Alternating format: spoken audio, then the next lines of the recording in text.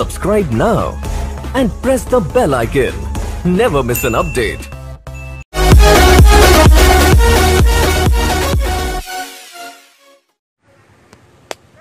नमस्कार, म धरानबाट रमेश प्रसाई। आज पनि एउटा अत्यन्तै संवेदनशील विषय लिएर तपाईं समक्ष आएको छु। मलाई विश्वास छ कि यो विषयको गम्भीरता बुझेर मेरा विद्वान शुभचिन्तकहरूले यो भिडियोलाई सक्दो शेयर गर्नु नै हुनेछ। मलाई केही मित्रहरूको चेतना देखेर बडो दया लाग्छ। उनीहरू भन्छन् मैले केपी ओलीको गुणगान गाएँ रे, त्यसकारण म नेकपाको कार्यकर्ता भएँ रे। मैले कांग्रेसको महासमिति बैठकको बेलामा कांग्रेसको नेतृत्व युवा नेताहरू गगन थापा र विश्वप्रकाश शर्माको हातमा आउनुपर्छ भने के म कांग्रेसको कार्यकर्ता भएँ? कि त उहाँहरूको मस्तिष्क पक्षपाती हुनुपर्छ, कि त स्मरण शक्ति आदि हुनुपर्छ। मोदी भ्रमणको सन्दर्भमा सबैभन्दा पहिले सरकारको आलोचना गर्ने, सशक्त आलोचना गर्ने सायद म नै थिएँ। म राजेन्द्र लिङ्गदेनका भाषणहरू खोजी खोजी सुन्छु। उहाँका अन्तर्वार्ताहरू र राष्ट्रिय एकता सम्बन्धी वक्तव्यहरू मलाई मनपर्छ। के म राप्रपाको कार्यकर्ता भएँ? मलाई आङ्काजी शेर्पाका पनि केही कुराहरू मनपर्छ। के म जनता समाजवादीको कार्यकर्ता भएँ? केपी ओलीका प्रशस्त कमजोरीहरू होलान्, तर यो भूमिले आजसम्म बहुदल आएको दिनदेखि आजका मितिसम्म त्यस्तो प्रधानमन्त्री कुन जन्माउन सकेको थियो जसले संसदमा उभिएर खुले आम भारतीय विस्तारवादको भत्सना गर्न सकोस् अनि राष्ट्रको पक्षमा, राष्ट्रियताको पक्षमा उभिएका प्रधानमन्त्रीको त्यो सत्कर्मको समर्थन गर्दा म नेकपाको कार्यकर्ता कसरी भएँ? म जुल्फिकार अली भुट्टोका भाषणहरू सुन्छु। के म पाकिस्तान पिपल्स पार्टीको कार्यकर्ता भएँ? म एलेक्सिस सिप्रासका अङ्ग्रेजी इन्टरभ्यूहरू सुन्छु। के म ग्रिसको सिरिजा पार्टीको कार्यकर्ता भएँ? म कहिल्यै कसैको कार्यकर्ता र अन्धभक्त होइन र हुन्न पनि, किनकि कार्यकर्ता यन्त्रवत हुन्छ। कार्यकर्ताको आफ्नो विचार हुँदैन, तर म मेरो ब्रह्मले देखेको सत्य बोल्छु, चाहे कसैलाई मन परोस् वा नपरोस्। मेरो भिडियो 10 लाख मानिसहरूले हेरेर कडा बोल्यो यसले भन्नुभन्दा 10 जनाले हेरेर सत्य बोल्यो यसले भन्नु मेरा लागि ठुलो हो। त्यसकारण मैले बोलेका कुरा कहिलेकाहीँ भिडले तारिफ गर्ने खालको नहुन पनि सक्छ। अहिले भोलि संसदमा नक्साबारे छलफल हुँदैछ। ऐतिहासिक रूपमा पहिलोपल्ट लिपुलेख, लिम्पियाधुरा र कालापानी नेपालको हो भनेर संविधान संशोधन गर्ने र निशान छाप सच्याउने कानुन संसदले भोलिदेखि पारित गर्दैछ, छलफल हुँदैछ। र आज 1-2 दिन अघिदेखि देशैभरि विरोध प्रदर्शनहरूको सुरुवात भएको छ सरकार विरुद्ध। हो, कोरोना संक्रमणको सम्बन्धमा सरकारलाई सफल भन्दिनँ म। सरकारका चरम लापरवाहीहरू छन्, व्यापक लापरवाहीहरू छन् र व्यापक भ्रष्टाचारको पनि सम्भावना छ। त्यसको हिसाब किताब गरौँला, सडकमा आन्दोलन नै गरौँला। तर अहिले भइरहेका प्रदर्शनहरूलाई भारतीय मिडियाहरूले कसरी देखाइरहेका छन्? हेर्नुहोला र सुन्नुहोला भारतीय मिडियामा देखिएका समाचारहरू। उनीहरू भनिरहेका छन् कि नेपालीहरूले नै नेपालको नयाँ नक्साको विरोध गरेर सरकार विरुद्ध प्रदर्शन गरिरहेका छन्। नेपालीहरूले नै नयाँ नक्साको विरोध गरिरहेका छन् र सरकार विरुद्ध सडकमा निस्किरहेका छन्। सडकमा उत्रिने जति पनि युवाहरू हुनुहुन्छ उहाँहरूको भावना पवित्र छ। उहाँहरू राष्ट्रभक्तिले सडकमा आउनुभएको हो। देशको शासन प्रणालीमा परिवर्तनका लागि, भ्रष्टाचारको उन्मूलनका लागि सडकमा आउनुभएको हो। तर भारतीय मिडियामा आइरहेका यी समाचारहरू हेरेर एकपल्ट सोचौँ त, हामी यसरी सडकमा निस्किँदा फाइदा चाहिँ कसलाई भइरहेको छ? सरकारका विकृतिहरूलाई ढाकछोप गर्न र सरकारको पक्ष पोषण गर्न खोजेको होइन मैले। सशक्त आलोचना गरौँ, अनसन गरौँ, आन्दोलन गरौँ सरकार विरुद्ध, र परिआयो भने सरकार नै परिवर्तन गराउँ, नागरिक कु गर्नु परे पनि गरौँला। तर कमसेकम राष्ट्रियताको पक्षमा, राष्ट्रको पक्षमा यति बेला त एकताबद्ध हुन। तल्ला घरे छिमेकीसँग जग्गाको साथको विवाद भइरहेको बेला परिवारभित्रै कोकोहोलो मचाउनलाई के यो समय उचित हो र? अब प्रसङ्गतिर लागौँ। आज मैले बोल्न लागेको प्रसङ्ग हो सरिता गिरीको। यी आयातित प्रवासी बेहुली नेपालले अपनाएकी तर नेपाललाई कहिल्यै पनि नअपनाएकी, मधेसीको प्रतिनिधि ठहरिएकी तर मस्तिष्कमा प्रशस्त बिहारी चेतना भरिएकी यी प्रवासी बेहुलीको अबौद्धिक आतंक अति भयो। शास्त्रमा अति सर्वत्र वर्जयत लेखिएको छ। अति भयो यी आयातित बेहुलीको आतंक। मैले यो अतिको जवाफ दिएको पनि हो, तर कहिल्यै पनि कुनै कुरा नसुन्ने र आफैले खाएको भाँडालाई समेत भकुण्डो खेल्न पछि नपर्ने यस्तो थेत्तरो चेतना भरिएका थेत्तरा मस्तिष्कहरूलाई तर्कले सम्झाउन नसकिँदो रहेछ। आफ्नो मालिक भक्तिमा लिप्त र भारतीय मालिकहरूलाई, आफ्ना माइती खलकलाई खुसी पार्नका निम्ति यतिका वर्षसम्म आफूलाई सम्मान गरेर सांसदको कुर्सीमा राखेको यो देशको सार्वभौम सत्ता विरुद्ध बोल्ने सरिता गिरीलाई मेरा तर्कले कुन अर्थ राख्ला र? त्यसकारण तर आज फेरि पनि बोल्नै पर्ने भयो किनकि बारम्बार आफ्नो सार्वभौम सत्तामाथि हस्तक्षेप भएपछि कुनै पनि राष्ट्रभक्तको मुटुले सहन सक्दैन। आज सरिता गिरीका करतुतहरूले सम्पूर्ण नेपालीको मन दुखेको छ। नेपाली मात्र होइन, जसलाई हामी भुटानी भन्छौँ नि, भुटानी शरणार्थी भन्छौँ नि, नेपाली मन भएका ती भुटानवासी नेपालीहरू जो आफ्नो देशबाट डुक्पाहरूले खेदेपछि आफ्नो मातृदेश नेपाल खोज्दै आएका थिए, तर हामीले जिन्दगीभरि उनीहरूलाई शरणार्थी बनाएर राख्यौँ र अहिले अमेरिकातिर लखेटेर पठाइदियौँ। उनीहरूको पनि यति बेला मन दुखेको छ। विश्वभरिका नेपाली मनहरू दुखेका छन्। अहिले यसलाई हेट स्पिच भन्लान् कतिपयले। आदरणीय सरिता गिरीको मुखैमा छ हेट स्पिच हो, यो हेट स्पिच हो। हेट स्पिच मात्रै होइन, आफ्नो मातृभूमिको निन्दा गर्नेलाई, राष्ट्रको सार्वभौम सत्ता विरुद्ध बोल्नेलाई हिम्मत हुनेले हिंसाले जवाफ दिए पनि हुन्छ। त्यानम्यान स्क्वायरको काण्ड चीनमा हुने बेलामा, चीनले त्यानम्यान स्क्वायरमा विरोधीहरूमाथि डोजर चलाउने बेलामा चीनका राजदूतले ब्रिटिस राजदूतसँग भनेका थिए रे कि चीनमा अब 20 वर्षका लागि शान्ति ल्याउन 200 जनाको मृत्यु हुँदैछ। त्यसकारण कहिलेकाहीँ हिंसा र शक्तिको प्रदर्शनले पनि शान्तिको बाटो खोल्छ, राष्ट्रियताको बाटो खोल्छ। अहिले सरिता गिरीको विरोधमा जुन राष्ट्रिय एकता देखिएको छ नि, यो त्यति बेलै देखिनु पर्थ्यो जति बेला उपराष्ट्रपति परमानन्द झाले हिन्दीमा बकेर शपथ लिएका थिए। त्यति बेला गिरिजा र प्रचण्डले एउटै धरातलमा उभिएर यदि परमानन्द झालाई गलत्याएर उपराष्ट्रपतिको पदबाट निकालिदिन सकेको भए त्यति बेला एउटा नजिर बस्ने थियो। अलक्षिणा देशद्रोही सीके राउतले नेपाल आमालाई जुकासँग तुलना गरिरहेको बेला कुनै राष्ट्रभक्त बहादुरले सीके राउतलाई 2-4 चड्कन लगाइदिन सकेको भए त्यति बेलै नजिर बस्ने थियो। तर हामीले कानुन नै यति फितलो बनायौँ कि माटोप्रति कुनै प्रेम नभएको विदेशी जोसुकै ऐरे गैरेहरू पनि हाम्रो संसदमा सजिलैसँग प्रवेश पाउन थाले र संसद जस्तो लोकतन्त्रको मन्दिरलाई नेपालको संसद हो कि बिहारको कुनै मेला बजार हो भनेर दोधार हुने गरी त्यस्तो स्थितिको सृजना गरे। अहिले हिन्दी बोल्दा केहीले भाषै त हो नि, के फरक पर्छ भन्ने टिप्पणी पनि गरे। भाषा होइन, हिन्दी हाम्रो राष्ट्रियतामाथिको आक्रमण हो। मैले पटक पटक भने कि संसदमा हिन्दी भाषा बोल्न प्रतिबन्ध लगाउनुपर्छ, किनकि यो हाम्रो राष्ट्रियतामाथिको आक्रमण हो। आदरणीय सरिता गिरीले भन्नुभयो कि हिन्दी नेपालको भाषा हो, मधेसलाई जोड्ने भाषा कुन त? माननीय सरिता गिरीज्यू, तपाईँको अज्ञानता देखेर मलाई दया लाग्छ। तपाईँले गङ्गा चौधरीको बौद्धिकतामाथि प्रश्न उठाउनु भयो, तर तपाईँको अबौद्धिकता देखेर चाहिँ मलाई दया लाग्छ। नेपालमा लिच्छवीहरू भारतबाट आएका थिए, तर ती लिच्छवीहरू हिन्दी बोल्दैनथे। इतिहासका पाना खोतलेर हेर्नुहोला, बौद्ध धर्ममा पाली भाषाको प्रयोग गरिन्थ्यो गणराज्यहरूमा। अनि नेपाली भाषाको पहिलो अभिलेख विक्रम सम्वत 1312मै फेला परेको छ।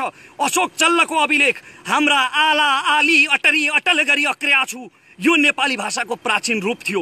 हामीले कहिल्यै पनि हिन्दीको काँध चढ्नु परेन संवाद गर्नका निम्ति। नेपाली भाषाको इतिहास त्यति पुरानो हो। र यदि तपाईँ तराईको प्रसङ्ग कुरा गर्नुहुन्छ भने, यदि तपाईँ तराईको विषयमा कुरा गर्नुहुन्छ भने, तराईको सबैभन्दा प्राचीन भाषा मैथिली हो। र रामायणमा यदि हेर्ने हो भने, जब अयोध्याबाट भगवान रामचन्द्र आएको बेला अयोध्यावासीहरू संस्कृतमा कुरा गर्थे, त्यति बेला पनि मिथिलावासीहरू मैथिलीमा बोल्थे। त्यसकारण सबैभन्दा प्राचीन तराईको भाषा मैथिली हो। तर अहिले जबरजस्त तराईमाथि हिन्दीलाई लादिँदैछ। र यो पहाड र तराईको विवाद होइन, किनभने सरिता गिरी कुनै तराई भाषी हुँदै होइनन्। मधेसी जनताको अधिकार हनन गरेर, कुनै मधेसी उम्मेदवारको अधिकार हनन गरेर जबरजस्ती संसदमा पुगेकी भारतीय हुन्। She is Indian by birth. हाम्रो त सालनाल गाडिएको छ यो माटोमा। त्यसकारण मलाई जति दुःख लाग्छ, यो देश दुख्दा मलाई जति दुख्छ, एउटा तराईवासी नेपालीलाई पनि त्यति नै दुख्छ, किनभने यही माटोमा सालनाल गाडिएको छ। त्यसैले त तराईबाट राष्ट्रभक्त गङ्गा चौधरी जस्ता सभासद जन्मन्छन्, जसले सधैँ निरन्तर राष्ट्रियताको पक्षमा बोल्छन्। तराईको प्रतिनिधित्व सरिता गिरी जस्ताले होइन, गङ्गा चौधरी जस्ताले गर्छन्। तर हाम्रो कानुन यति फितलो भयो कि हामीले कुनै पनि विदेशीलाई आफ्नो संसदमा सजिलैसँग प्रवेश पाउने गरी कानुनमा व्यवस्था गर्यौँ। अहिले मधेसी भनिने दलहरू माग गरिरहेका छन् कि संविधान संशोधन गरेर विवाहित अङ्गीकृतलाई पनि प्रधानमन्त्री राष्ट्रपति हुने अधिकार दिनुपर्छ। भारतबाट विवाह गरेर आएका सरिता गिरी जस्ता इन्डियनहरू, जसको रगतमा भारत भरिएको छ, बाजा गाजा बजाएर र सिन्दुर पहिराएर कुनै नेपालीले भित्र्याउँदैमा कोही नेपाली हुँदैन भन्ने कुरा सरिता गिरीको वक्तव्यले त प्रमाणित गरिसक्यो नि। तर उनीहरू भनिरहेका छन् कि यस्ता विवाहित अङ्गीकृत भारतीयहरूलाई पनि नेपालमा प्रधानमन्त्री वा राष्ट्रपति हुने अधिकार दिनुपर्छ। अब तपाईँ सोच्नुहोस् त, एकजना सरिता गिरी आउँदा एकजना अङ्गीकृत इन्डियनको कारणले यत्रो वितण्डा मच्चिरहेको छ भने, साराका सारा अङ्गीकृतहरूको संसदमा बहुमत भयो भने के होला? सिक्किम विलय भएको यसरी नै हो। फिजीमा भारतीय अङ्गीकृतहरू भरेर फिजीको सत्ता भारतीयहरूले कब्जा गर्न खोजेको यसरी नै हो। त्यसकारण यस्ता षड्यन्त्रहरूप्रति सचेत हुन जरुरी छ र यति बेला सरिता गिरीलाई संसदबाट निलम्बन गर्ने मात्रै होइन, उनको नागरिकतासम्म खारेज गर्न जरुरी छ, किनकि उनी कुनै पनि हालतमा नेपाली नागरिक हुन योग्य छैनन्। भाषाको विषयमा त उनले तर्क नगरे पनि हुन्छ, किनकि उनको अज्ञानता, उनको अबौद्धिकता, न उनीलाई इतिहासको बारेमा थाहा छ न भाषाको बारेमा। माननीय सरिता गिरीज्यू, तपाईको पदको मर्यादा मैले अलिकति राख्नुपर्ने थियो होला, तर तपाईको आफ्नै मर्यादा उल्लङ्घनको कारणले गर्दा तपाईलाई माननीय होइन अमान्य सरिता गिरी भन्न मन लाग्छ।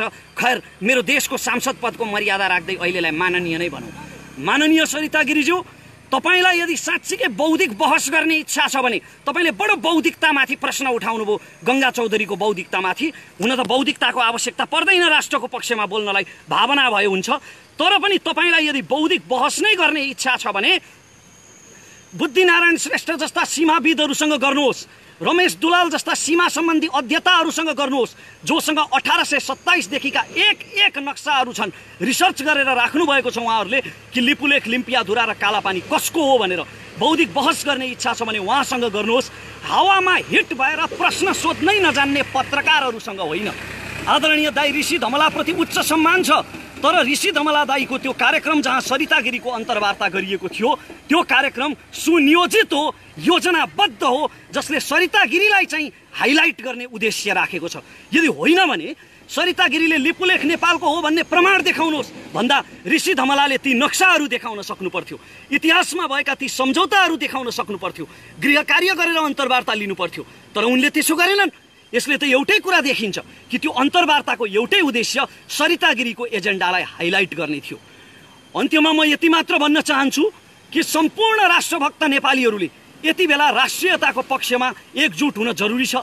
सरकारका कमी कमजोरीहरू, भ्रष्टाचारहरू, लापरवाहीहरू, बेइमानीहरू, ती सबैको हिसाब किताब गर्नुभन्दा अघि यदि हामीलाई लिपुलेख, कालापानी र लिम्पियाधुरा फिर्ता चाहिएको हो भने, यदि हामीलाई लिपुलेख, कालापानी र लिम्पियाधुरा साँच्चीकै फिर्ता चाहिएको हो भने हामीले देशको पक्षमा, राष्ट्रको पक्षमा यति बेला राष्ट्रिय एकता प्रदर्शन गर्न जरुरी छ। अब यहाँनिर एउटा प्रश्न आउला, तिमीले बोलेर मात्र के हुन्छ?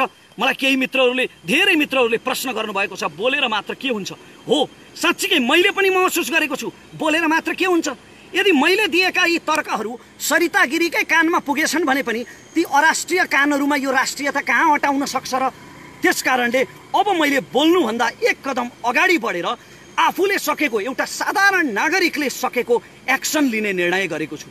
एउटा नजिर बसाल्नका लागि कि नेपालको राष्ट्रियतामाथि तिमीले आक्रमण गर्यौ भने नेपालको हरेक नागरिकको मन दुख्छ र तिमीले त्यसको दण्ड भोग्नै पर्छ भन्ने कुरा प्रमाणित गर्नका लागि मैले तुरुन्तै सरिता गिरी विरुद्ध नेपालको न्यायपालिकामा जाहेरी दिने र उहाँले गरेका टिप्पणी राजद्रोही किसिमका छन्, देश विरोधी छन् र यस्तो टिप्पणी गर्ने सांसदलाई तुरुन्त कारबाही गरियोस् भनेर नेपालको कानुनी निकायमा, अदालतमा मैले जाहेरी दिने निर्णय गरेको छु, मुद्दा दायर गर्ने निर्णय गरेको छु र म सम्भव भएसम्म म आफै काठमाडौँ आउनेछु यो मुद्दा दायर गर्नका लागि। र सम्भव भएन भने, यदि लकडाउनको कारणले म आउन सकिनँ भने मेरो कानुनी सल्लाहकारले यो मुद्दा मेरो तर्फबाट दायर गर्नुहुनेछ र यस मुद्दामा मेरो तर्फबाट डाक्टर सुरेन्द्र भण्डारीले मेरो कानुनी सल्लाहकारको रूपमा बहस गर्नुहुनेछ। उहाँको, डाक्टर सुरेन्द्र भण्डारीको अभियानसँग, उहाँको राजनैतिक धारणासँग, उहाँका विचारहरूसँग मेरा धेरै विमतिहरू छन्। उहाँको अभियानसँग मेरो कुनै सम्बन्ध छैन, तर राष्ट्रियताको मुद्दामा, यो मुद्दामा उहाँले मलाई सहयोग गर्ने वचन दिनुभएको छ र सायद मेरो आर्थिक क्षमतालाई बुझेर पनि होला उहाँले यो मुद्दा मेरो तर्फबाट निःशुल्क लड्ने वचन दिनुभएको छ। म उहाँलाई यसका लागि धन्यवाद दिन चाहन्छु र तपाईँहरू सबैलाई म यो भन्न चाहन्छु जाँदा जाँदै कि जहाँबाट जसरी सकिन्छ, को कता, को कुन जातको, को कुन धर्मको, को कुन दलको, को कुन खेमाको भन्ने कुरा यति बेला नसोचिकन राष्ट्रियताको पक्षमा एकजुट हौँ र यस्ता देशद्रोहीहरूलाई हतोत्साहित गरौँ। जय देश। एकैछिन रमेशजी, केही प्रश्नहरू मैले गर्नुपर्छ अझै पनि क्लियर बनाउनको निम्ति। हामी पानी परिरहेको सन्दर्भमा छौँ, रुखमा ओत लागेर यो भिडियो खिचिरहेको अवस्था हो, होइन? तपाईँले माननीय सरिता गिरीज्यूलाई देशद्रोहको मुद्दा दायर गर्दै हुनुहुन्छ, होइन? यसअघि नागरिकहरूले यस्तो मुद्दाहरू हालेका छन् कि छैनन् राष्ट्रियताको सन्दर्भमा सङ्कट आउँदा? अहिलेसम्म मैले जानेसम्म मलाई थाहा छैन।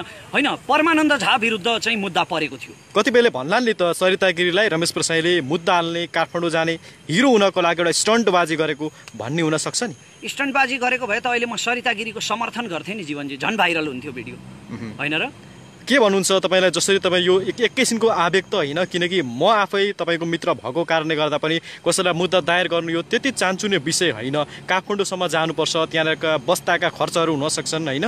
त्यहाँनिर आउँदा जाँदाका नसोचेको अन्य धेरै खर्चहरू पनि हुन्छन् नि रमेशजी। हेर्नुहोस्, मलाई आर्थिक रूपमा गाह्रो छ, तर कहिल्यै पनि कसैको अगाडि हात नफैलाउने मेरो स्वभाव हो।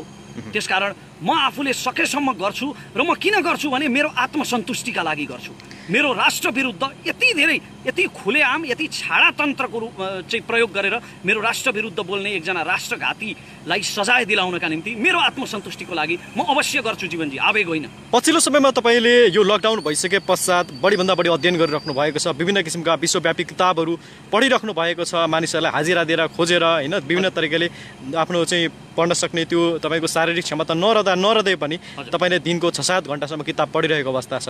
यो प्रेरणा त्यही किताबको अथवा कुनै पनि देशको नागरिकले गरेको कपी भन्नु या अथवा त्यहाँबाट अनुसरण गरेको हो कि के हो? होइन, राम्रा कुराहरूको अनुसरण गर्नुपर्छ, तर मैले चाहिँ कसैबाट पनि अनुसरण गरेको होइन। मैले सरिता गिरीलाई बोलेर पहिले पनि उत्तर दिएको हो, फेरि पनि बोल्नु पर्यो रमेशजी यो विषयमा भनेर धेरैजनाले भन्नुभयो। अनि घरिघरि बोलेर यसको के अर्थ लाग्छ र? ल अहिले भन्नुहोस् न, सरिता गिरीलाई कतिजनाले सिधै सदनमा उभिएर भन्नुभयो, गङ्गा चौधरीले त सिधै सदनमै उभिएर उहाँलाई भन्नुभयो नि, तर कुनै अर्थ लाग्यो त? क्षेत्र चेतना भएका मानिसहरूलाई तर्कले सम्झाउन सकिँदैन रहेछ। म तपाईँको साथी पनि हो। आजको मितिसम्म तपाईँ कुनै पनि पार्टीको चुनावको र्यालीमा जानुभएको छैन, कुनै पनि पार्टीलाई खुलेर समर्थन गरेको रेकर्डमा आत्मा साँची राखेर श्री पशुपतिनाथलाई साँची राखेर भन्छु, कसैको तपाईँ कार्यकर्ता होइन, यो कुरा मलाई चाहिँ थाहा छ, होइन? तपाईँले चाहिँ नेपालको प्रधानमन्त्रीको विरोध सम्भवतः चाहिँ तपाईँको सामाजिक सञ्जालमा फेसबुक मार्फत गर्ने तपाईँ पहिलो व्यक्ति होला। नरेन्द्र मोदी आउँदा तपाईँले प्रधानमन्त्रीको खुबै आलोचना गर्नुभएको थियो, केही सुझावहरू पनि दिनुभएको थियो। फेरि पनि गर्छु, र पनि तपाईँ गर्छु, यदि सरकारका दुष्कर्महरू अगाडि आयो भने म फेरि पनि गर्छु। पछिल्लो समयमा तपाईँले राष्ट्रियताको सन्दर्भमा प्रधानमन्त्री केपी शर्मा ओलीलाई समर्थन गरिरहँदा केही मान्छेले यो त नेकपाको कार्यकर्ता रहेछ पनि भनेर कमेन्ट गर्छन् नि। अघि एकजना नेपाली चाहिँ एउटा साथीले गरिराख्नु भएको थियो। होइन, त्यो उहाँहरूको अज्ञानता हो, पूर्वाग्रह हो। मैले अघि भिडियोमा पनि भनिसकेको छु, ती पक्षपाती आँखाहरू हुन्। कङ्ग्रेसको गगन थापालाई मन पराउँथ्यो तपाईँ कुनै समय? शर्मालाई म समर्थन गर्छु, राजेन्द्र लिङ्गदेनलाई समर्थन गर्छु, आङ्काजी शेर्पाका अन्तर्वार्ताहरू सुन्छु। मलाई कसको कार्यकर्ता भन्ने त?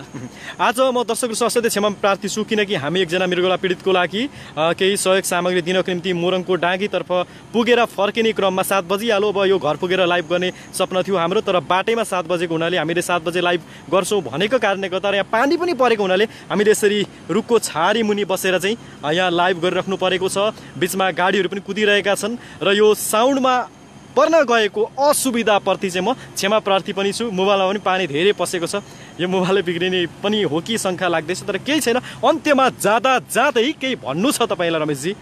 म फेरि पनि एकपल्ट भन्न चाहन्छु कि म मेरो आत्मसन्तुष्टिका लागि कुनै चर्चामा आउनका निम्ति होइन, नितान्त सन्तुष्टिका लागि। र मलाई जति मन दुखेको छ सरिता गिरीको कारणले, जति मेरो भावनामा चोट लागेको छ र जति मेरा शुभचिन्तकहरूको भावनामा चोट लागेको छ, विश्वभरि रहेका नेपालीहरूको भावनामा चोट लागेको छ, त्यसको पूर्तिका लागि म आफूले सकेसम्म सरिता गिरीमाथि मुद्दा दायर गर्दैछु, राज्यद्रोहको। यो फेरि पनि एकपल्ट जानकारी। तपाईँलाई कुनै राजनीति रूपमा चाहिँ भोलि आउनु पनि छैन, राजनीति गर्नु पनि छैन? मलाई छैन। हस्, सबै हाम्रा जसले यति बेला हेरिराख्नु भएको छ तपाईँहरू सबैलाई धेरै धेरै धन्यवाद। यो साउन्ड असाध्यै असुविधा पर्न गएको छ, आज हामीले यसरी चाहिँ बाटोबाट खिच्नु पर्यो। यति भन्दै म यो धरानको सेउती पुलबाट आज्ञा हुन चाहन्छु, र त्योभन्दा अगाडि तपाईँले सेयर गर्न सक्नुहुन्छ, डाउनलोड गरेर पनि हाल्न सक्नुहुन्छ फेसबुक लाइभलाई। यति भन्दै म क्षमा चाहिँ माग्न चाहन्छु गलत भएको खण्डमा भन्दै रमेशजीलाई पनि धन्यवाद दिँदै म आज्ञा हुन चाहन्छु। हवस् त, सबको जिन्दाबाद।